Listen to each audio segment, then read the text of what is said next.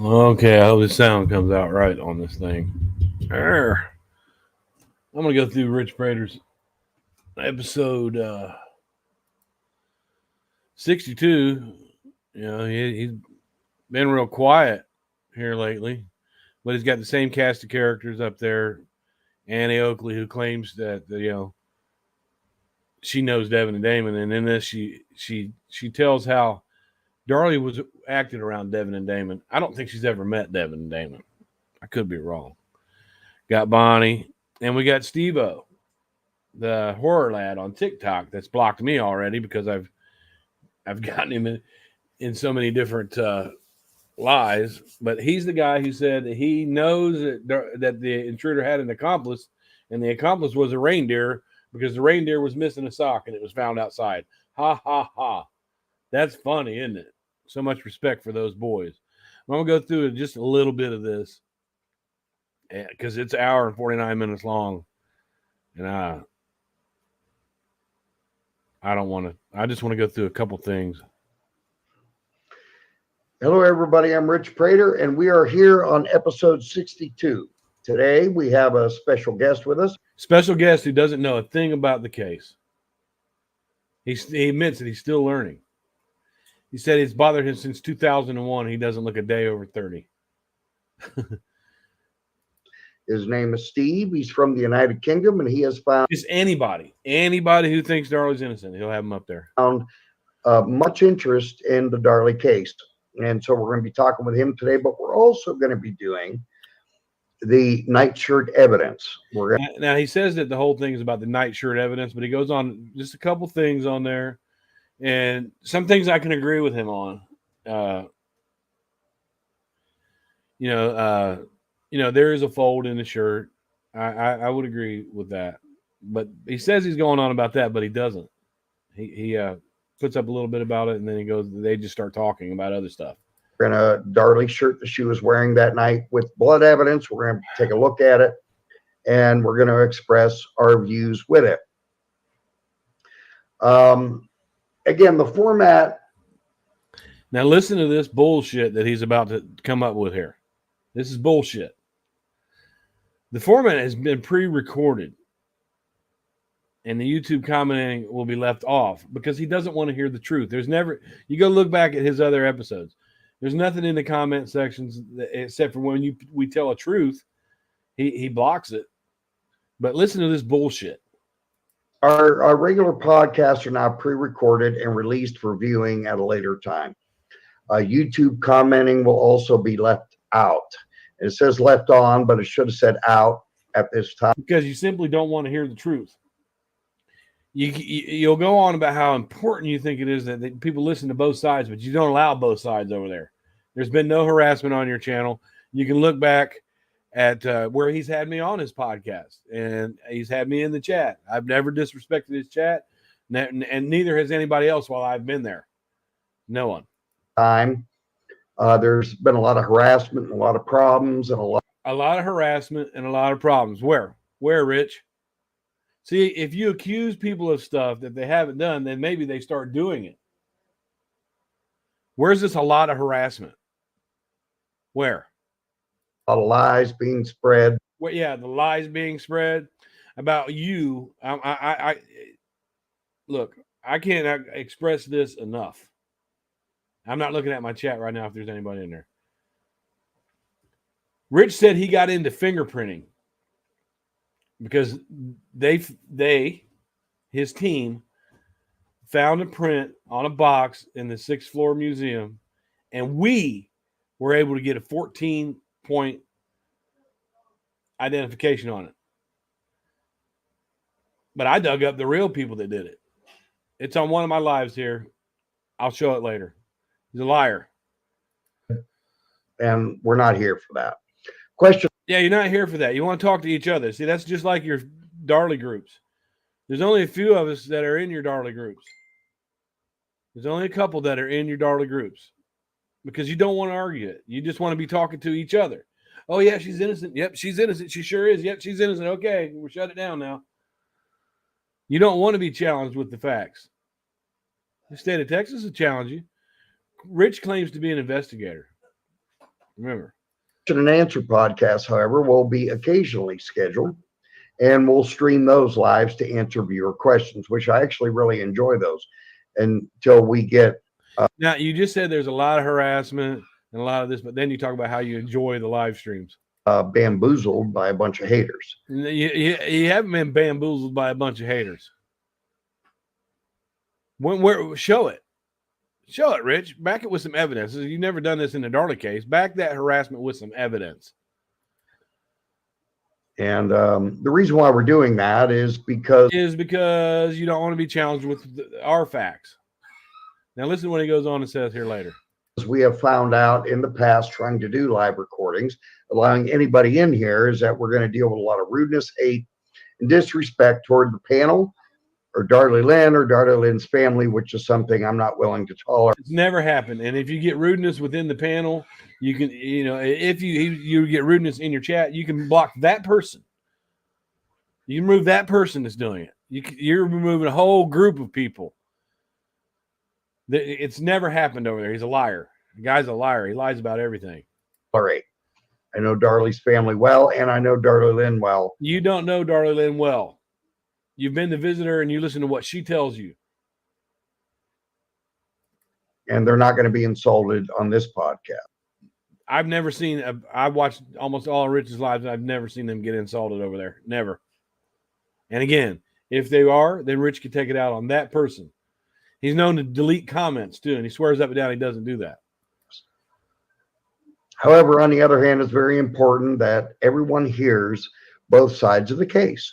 Now, to him, he always says it's very, very important that everyone hears both sides of the case. But he doesn't tell you where to go to look at them. He doesn't tell you what groups to look at. He doesn't promote other channels. Like every time I use his, I promote his channel. He does not do that. He does not do that at all. But he's just being disingenuous here. Guilty and the innocent side. Don't automatically take a side. Make sure that you listen to both sides of the case. Okay, so where can they see that at, Rich? Because you told me you've watched every one of my channel, every one of my videos, and you still watch them to this day because you tell a lie about one of mine here. This is very, very important. And anybody with a little bit of common sense will find out in the end that Darley is indeed innocent in my see he says anybody with a little bit of common sense, right? So are you saying that we don't have any common sense? Because you promoted me. You kept saying I come up with some great points. You said it on your live. Does that mean that I don't have any common sense? opinion. Now he goes to promote the channels that he knows speaks on innocent. Mystery Maverick or Tara, she's with us today, and she has her YouTube channel, and she does an excellent series of documentaries on the Darley Routier. Yeah, but Rich, you bitched to me about her in private. Well, she's not going to run my channel, and she interrupts me all the time. Believe it or not, I could care less. That what she runs to. Yeah, you have done it, and you've done it. I look right in the eye. You've done it. You bitched about her. Okay, she's done a few already. They've been fantastic. She's gotten very good response from it, and she's in the middle of doing more. Tara, is there anything you want to add to that? Yeah, hi everyone. I just wanted to. There's a lot of times that he'll ask Jamie or Tara a question, and they're just simply not there. You go back and look at his videos. He gets frustrated when they do that. He gets frustrated in this one. They're just simply not there. They're not listening. Say that I've been working really hard on the next few episodes, and I managed to sort of overwrite. Well, Dell was asleep in his cruiser.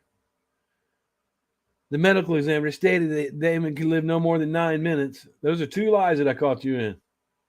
And now I'm basically, I have probably another few paragraphs to get together before I can start recording. She's had a writer's block for like 7 months. Recording the actual videos.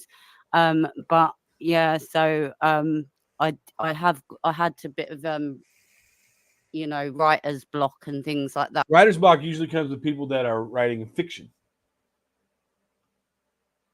Because if it's nonfiction, you have the facts there. You take the facts and you apply them. You don't have to have a block because you've already got the content. So fiction, people that are writing fiction, just writing stories, they normally, you can get a writer's block if you're trying to create. But see, if all the evidence is there that she's innocent, you don't have to create anything. You won't have a block because you have it right there in front of you. That along the way, but I've when I do put my next episodes out, there should be like a few in quick succession. So hopefully it will be worth the wait. So hang on in there. Well, it's definitely worth the wait. Tara has done an incredible job with her documentary series on the Routier. Let me pause it for a minute. Kiki. I hope that your guys are able to hear the content coming from Rich. I don't know if you can or not, but I'm gonna go through this. They're fantastic. They're one of the best that are available online. One of the best that are available online. Okay, then he promotes Kitchen Table Research, who claims to have been an expert witness in a crime case, a murder, claims to have solved cold cases, claims to have a lot of degrees and stuff in forensics, but she doesn't work in it now. She does it because of her health, but her health doesn't stop her from, going on vacations, doesn't stop her from dancing around on TikTok like a fool. Are you on Social Security for your health? Because if you are, you might want to talk to Danelle. Also, I recommend the Kitchen Table Research. Now, this is the lady that he told me would never be on his panel again. He said when they went out together, they went out to eat somewhere. How would I know you went out to eat? Because Rich told me. He said that you were acting a damn fool in there, and he was embarrassed of you being there. The only way I can prove that is, how did I know you guys went out to eat first? Solly is oftentimes frequents my panel, but she was unable to make it today.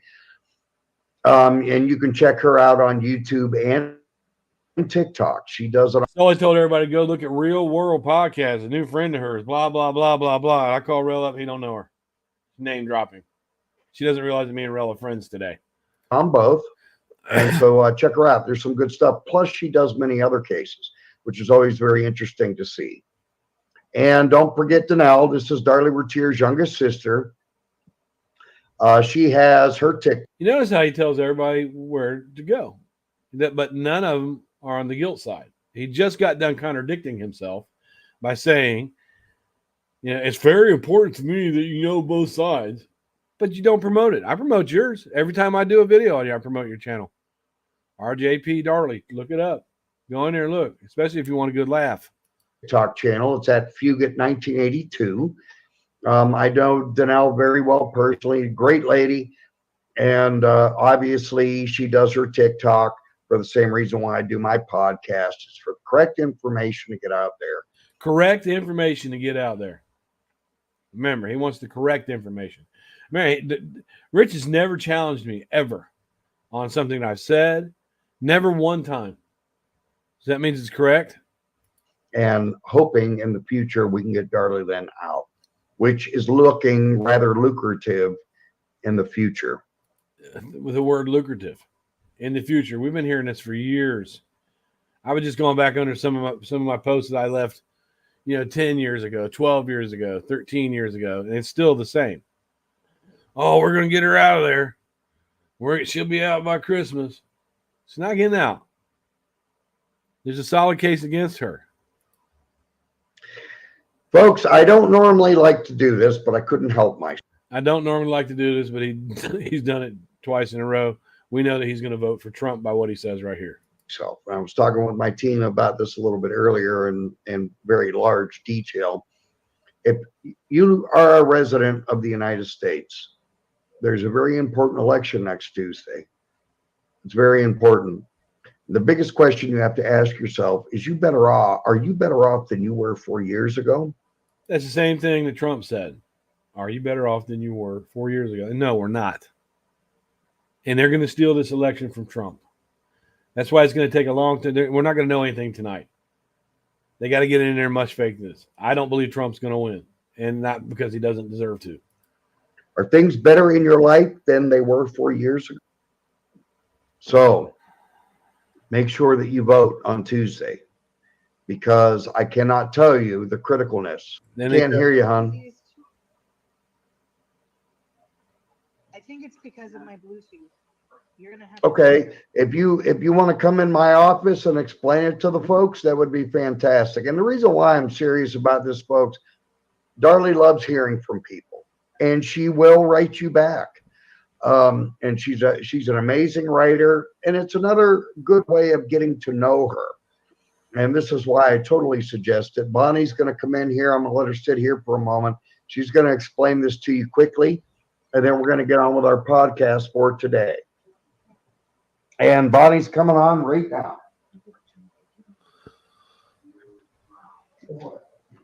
Holy shit, that's the first time I've ever seen her.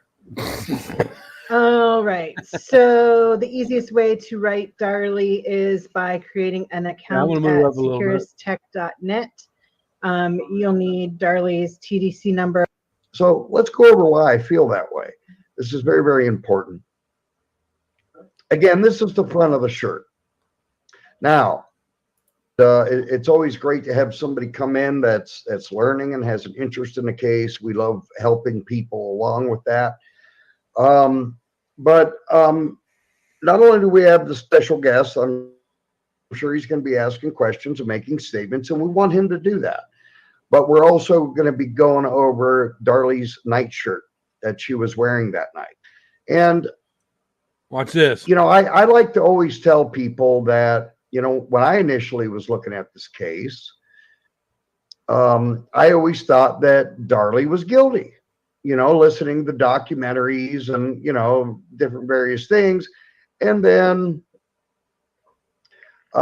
later on, I started looking a little bit deeper, and I started contacting people, and I started reading transcripts and so on and so forth. And I started realizing, wait, something isn't right here. And I actually got the privilege of getting to know Darlie. And you see what I mean? Now, that looks left to right to me. I don't know why they keep saying right. If that makes sense. That looks left to right. It's very sad to see, because now, if you look at they call these little paper scripts, these little paper wounds. They say there was an intruder, but these little paper cuts here, they call those defense wounds. All right. And Rich goes on to say, well, it looks to me like she smacked that knife out of his hand. If you want to see defense wounds on a victim, look up the picture of Travis Alexander's hands and the defense wounds on his hands. Those are not defense wounds. In my opinion, they're from a knife slip where she was committing the crime, or she tore the screen open. That's my opinion, though. Cuts on Darlie's fingers. They're kind of like paper cuts. They're nothing crazy, but they're visible. If I line my hand up with this, I got to be careful I don't cut myself. If I line my hand up, which obviously this is going to be Darlie's left hand, the one that's on screen here. I line my left hand up with this. I actually drew marker lines as to where it would hit on my hands. Now, Rich, you expect us to believe that some man is stabbing at her, slicing at so much force that she only got those little bit of cuts off her fingers from grabbing that blade? You were just worried about touching it yourself. You weren't being attacked with it. So try it in motion, Rich. Try it in motion. Try it in motion. I've seen Darlie Lynn's hands. They're tiny. They're half the size of my hands. They're even smaller than Bonnie's hands. And I think, if I recall, Bonnie and Jamie have about the same size hand. Mine are smaller than Bonnie's. Oh, are they? Okay. Yeah. Now let me move up a little bit. I'm just going to go through a little bit of it. Steve, though, I put some circles here. I'll never forget the first time I caught this, and we're going back a lot of years now. Yeah, he's right. This does look like a fold over to me, right? This is the back of the shirt. Some non-supporters said that's where she had it behind her back. I don't believe that. It does look like a fold over. I'll give him that. Right here is what he's talking about. Okay, so let's move up a little bit.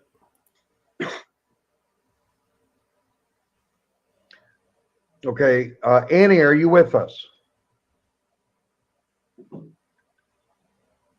Sorry, Sorry, I was muted. I was muted. No, don't be sorry.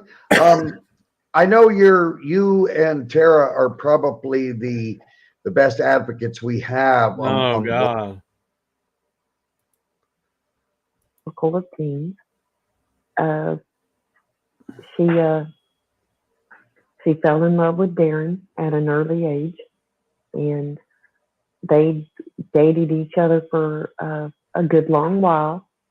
And I pretty much knew that she was totally smitten with Darren, but I didn't get to spend as much time around Darren to check him out as I did Darlene. And so I was very happy when he proposed to her because I knew she was, head over heels in love with him. Yeah, and I was Darlene. praying. Yeah, I was praying they would either get married, or else if he broke up, it would be an easier breakup on her. I wanted her to break up with him, not the other way around. She says she doesn't know Darren. But later on in this, she explains how Darlie was around Devin and Damon. She's never been to the house on Rowlett. So how would you know how she was? It's just like the investigators in this case. They're going on what, they're going on stuff at the scene. Outside of Alan Brantley, who had pictures, he was going on what he was been told. And they'll disqualify any of us for that. They never want your daughters or your girlfriends to get their heart broken. Well, I knew her brother-in-law very well, and she could also add to what things that Annie had to say, because like I said, I've never met Darren. I've never talked. I'd love to. My God. Listen, but you can't put yourself. He's been burned by the press too many times. Oh my God. And he's been burned by Darlie supporters so many times. If you look at Free Darlie, the public group, that's all they want to do is blame Darren. Look at George Barwood. That's all he does is blame Darren. He said Ed Edwards caused Darren to do this. Ed Edwards, the serial killer, showed Darren how to do this. He gets burned by supporters more than he does non-supporters. And I did have the chance to talk to Cindy Black. She spent a half hour on the phone. She's a sweet lady. It's no longer available. Misrepresented, and then there's the whole Darren did it directly type camp, or Darren participated. There's a Darren did it directly type of camp, but it's supporters. None of us non-supporters believe that Darren did it. It's supporters. Go look at Free Darlie. Go look at the stuff they say about Darren. And even Darlie herself, I found out a lot of things I didn't know about back then. They're pushing it towards Darren. He's been burned by supporters, Rich. Or Darren's covering up for her, or where there's all kinds of wild accusations that none are supported by any evidence. They're all suppositions. So why aren't you on George Barwood's case?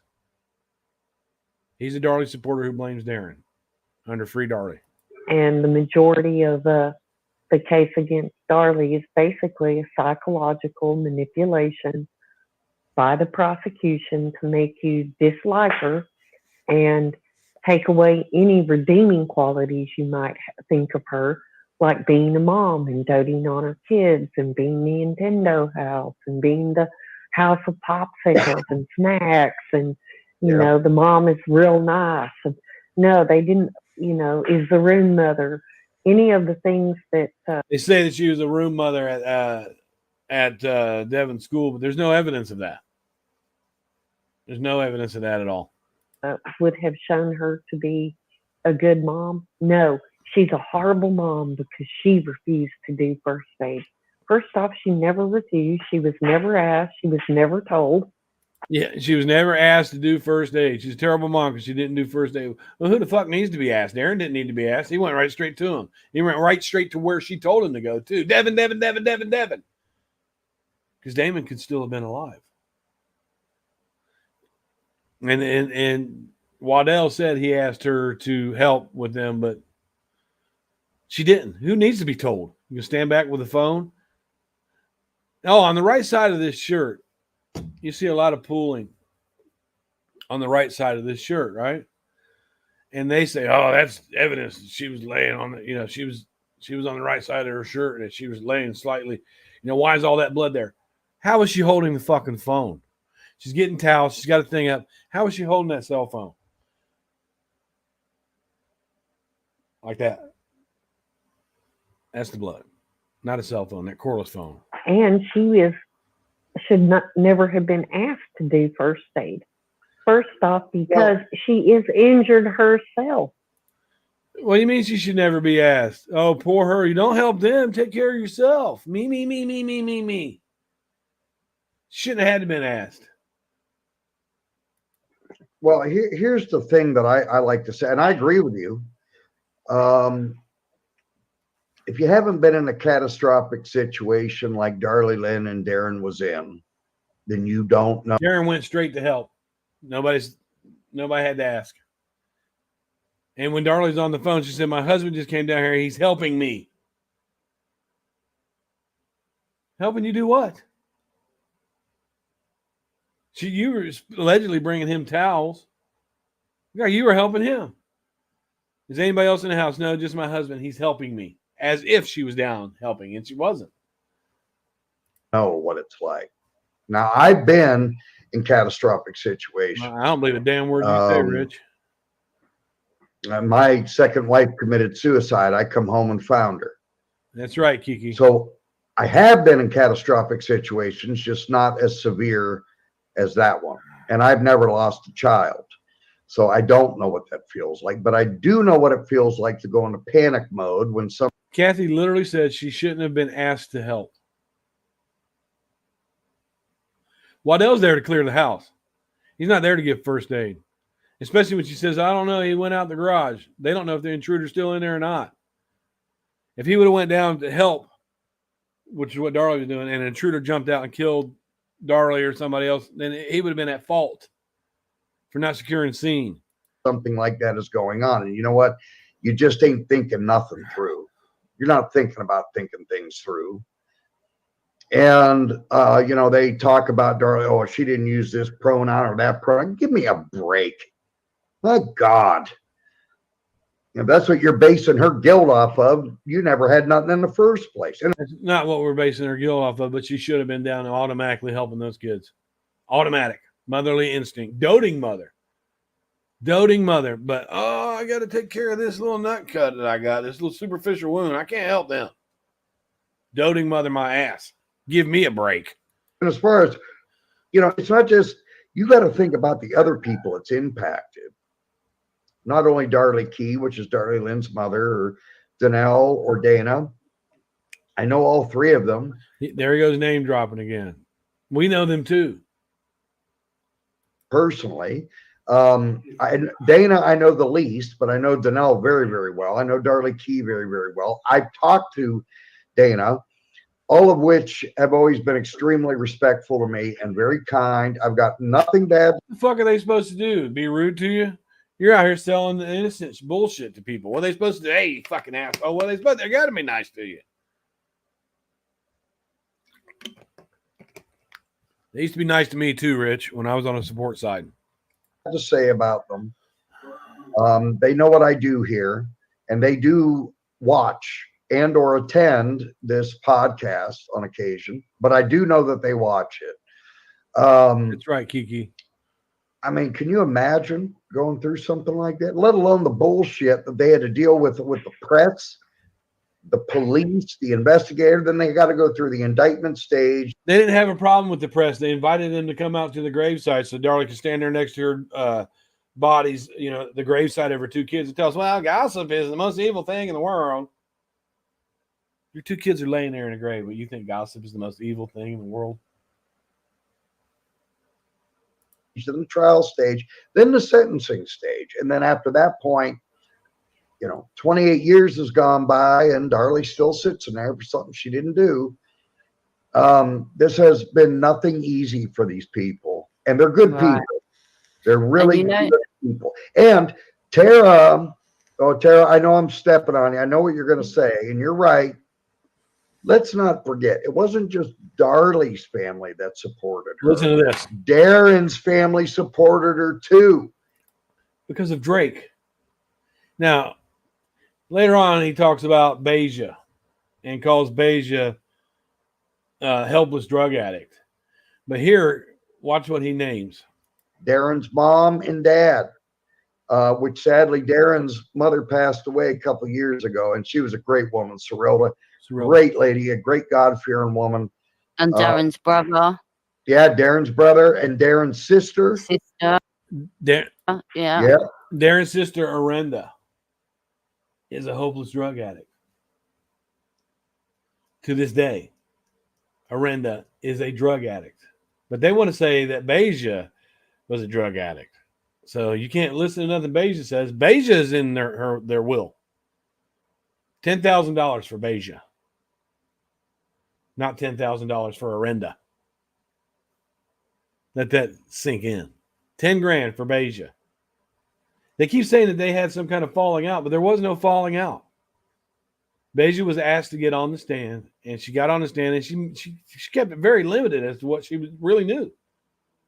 And they all supported Darlie. And let me just say, not one. See, she cut him off. He hates when that happens. He told me that. There was only one person that actually knew Darlie. So take out the paramedics, take out the police, take out all of them people.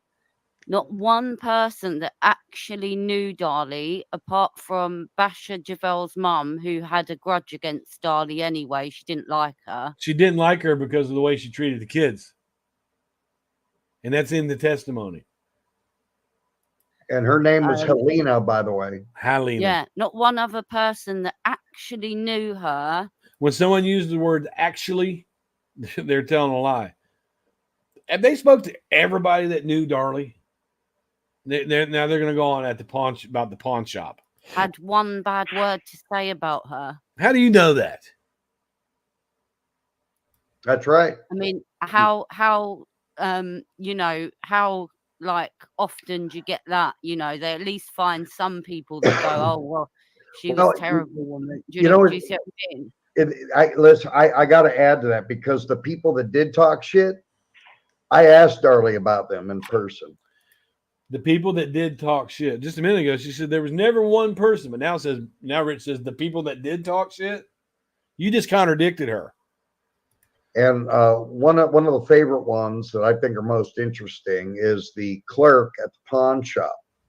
See, a lot of people said, oh, Darlie spent all the money. Darlie did this and that. Yeah, Darlie did like to shop, but Darlie shopped for deals. She knew how to shop.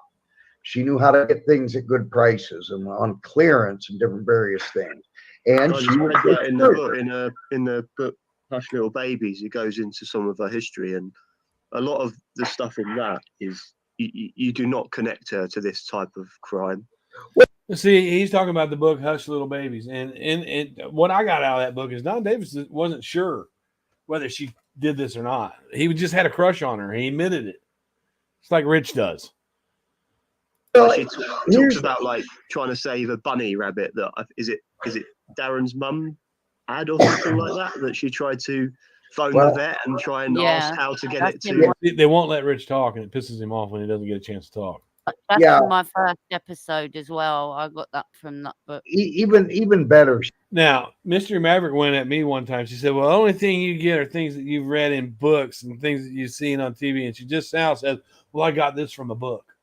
Where did you get Waddell was asleep in his cruiser? Where did you get that from? It's not in a book. That's your own opinion. Steve. And she paid someone's mortgage, didn't she? They say she's paid someone's mortgage, but that person is never that person that paid their mortgage. You don't see her in any of the groups, and that's why she says someone's mortgage. Who is it? Who did they pay for? You figure they'd have a lifelong supporter by then. Oh yeah, Mortgage, She was had cancer or cancer. something like that. and she let Basha Javel borrow her credit card on numerous occasions, meaning Darlie let Basha borrow it. Now Basha they must have had a whole big falling out. Yeah. said under testimony, "Oh, I paid all that back." Well, it doesn't matter. Darlie did loan her the credit card to get ahead on her bills. Of course, Basha was psychologically ill and a full-fledged drug addict. Full-fledged drug addict, illogically ill. But Bosch is the one that you see while they're spraying the silly string on the silly string video. Bosch is the one that they trusted to take care of Drake during that. Baja was there. She didn't look too ill to me during that. She wasn't spraying no fucking silly string. Time. So let's not forget that. But yeah, let's not forget that. That's speculation. It's also speculation that they paid somebody's mortgage. Have that person come forward. I talked to Darlie in specific about when she went to the pawn shop, because the pawn shop clerk, because Darlie did go to pawn shops. She was looking for deals on things, which you can get good deals at pawn shops if you know how to shop for things correctly. Now, he said that Darlie liked to go to pawn shops to find the good deals, so that means they would know her. Right? Darlie knew how to shop correctly. She knew how to save money and to get the best deals on things. And she went there, and I said, Darlie, you know, this clerk, she testified that you whipped the ring at her and you were nasty and you were dressed inappropriately and everything else. She said, Rich, what that testimony didn't tell you is how nasty and rude she was to me. And, you know, if you go in why didn't the defense bring it up then? Any pawn shop, you got to remember the kind of people. Look, he's talking about the kind of people that run pawn shops after he just said she likes going to pawn shops. That they have to deal with in pawn shops. I'm not sure how that works in the United Kingdom, Tara and Steve, but Annie and Jamie, you would know how that works here in the United States. I'm not a big pawn shop shopper. You're not a big pawn shop shopper, but you're about to give an analogy of how these people are, right? But I have been in them. And when you go in them, that's a whole different kind of atmosphere than what you might see in your local Walmart. Or pawn shop people are very rough around the edge. Pawn shop people are very rough around the edge. A whole plethora of people are now rough around the edge because someone that worked in a pawn shop testified against Darlie.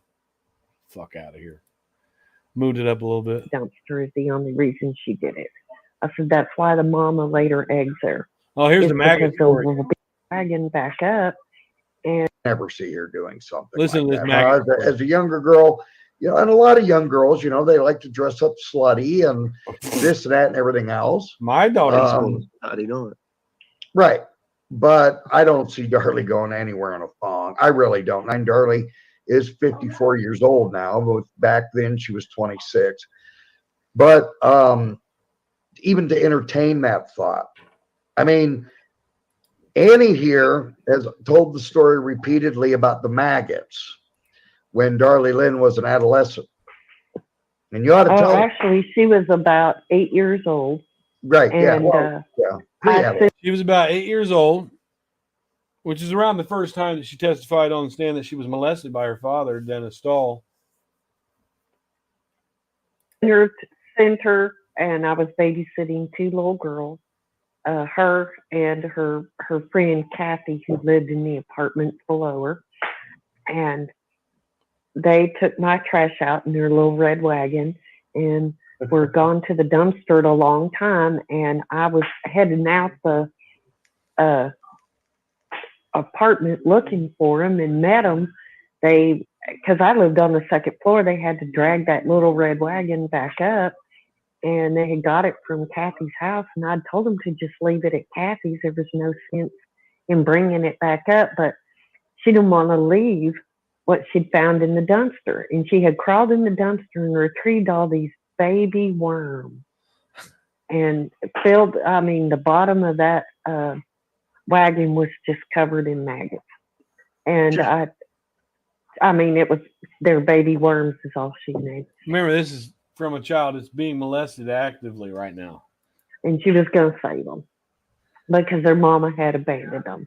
And I told her, I said, well, worms would live in the dirt, so you should go and take them. Oh no, we're gonna. I said you can't build a worm bed in the wagon for them, and those aren't worms; those are maggots. Those are baby flies. And she didn't care. She wasn't gonna let me use the raid on them or anything else. I mean, I had to talk her into going and dumping them back in the dumpster because there would be something. Okay, Darley loves maggots. Let's move on a little bit. Just real quick. That's a very good they question. reached out to the police and went to the police because That's what the I've people that been the police. wondering all Let me tell you along. this. Right. Let me tell you this, okay? I was born in March of 1975. And if I would have ever had shot my mother in the face with a squirt gun, I wouldn't have been able to walk for probably at least a good hour. Yeah, they're talking about when at the birthday party, when Devin shot his mom in the face with a squirt gun, so she smashed the cake in his face.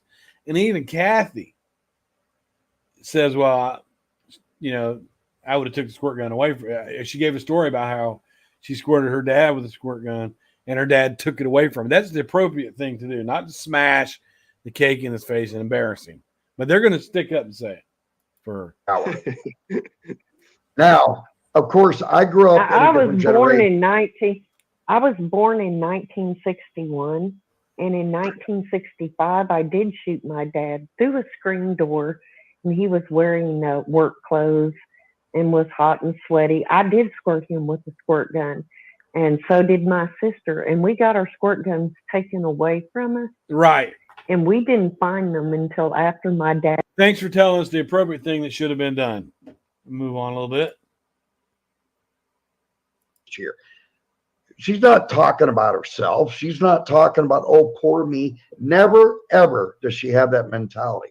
I've seen it for myself. And let me say something. After 28 years, I say I would have probably had committed suicide by now. But her spirits, if I've been in Darley's place, her spirits are always high. She has great optimism. She loves people. She loves hearing from people. And she's all about trying to give someone advice. When she gets a visit, she gets out of her cell. Period. And she's a good person to get advice from. Darley Routier is a good person to get advice from, y'all. Because she's extremely humbled. The later documentaries, not the early documentaries, the later documentaries, such as Last Defense, the later ones. She does wear a wig in those, but Darley's hair is starting to turn white because she's getting older. Yeah. Who cares what you look like? You're stating your case.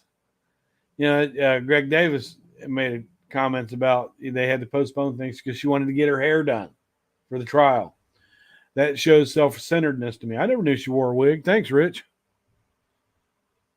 And yeah, she wants to look as best as she can look. Nothing wrong with that. Yep. Let's cover up the old nastiness and put on some nice shiny stuff. You guys are her wigs today. If that gives her a little bit of hope in there, hey, let her have it. And $25 for the quarters. Now you have to have it inspected before you go into prison. About her, ask them. Do you know Darley personally? Do you visit her down in prison? Especially me and Annie. We know her very, very well. Fantastic when I left this place. That's the kind of person Darley is. So be careful to what you listen to and read the testimony, absorb it, look at both sides of the case and do it. But, I can give you the inside stuff. I know Jamie knows some of it. I know damn well Annie knows. No, she don't. Because we know her personally, especially me and Annie. We know her very, very well. We could fill in a lot of blanks with you that, you might not be getting out of testimony. Be careful what you indulge on with the haters. And let me remind you, Steve, when they start talking shit about her, ask them, do you know Darley personally? Do you visit her down in... Does Steve? Does Sully? Does Mr. Maverick know her personally? No. They're going on what they've been told. What they can dig up evidence-wise. Just like some of the investigators did. in prison. Did you know her prior to her, Did you?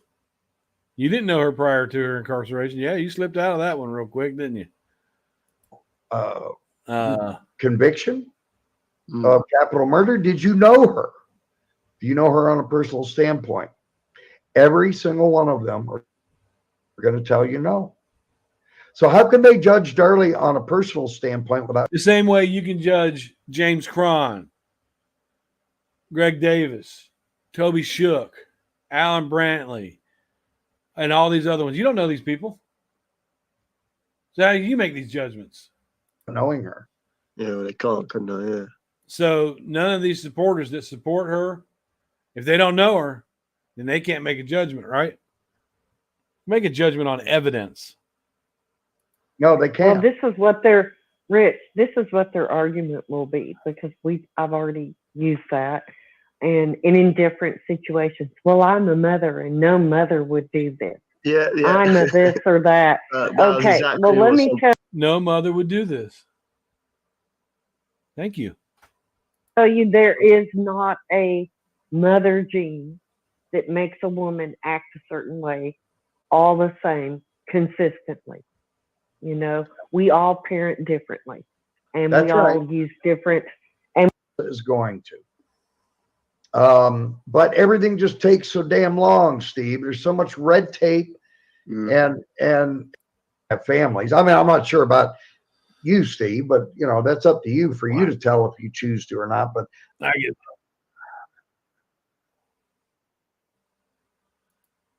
I give up. I just want to go through that real, a little bit of stuff there, and I'll post this in the groups.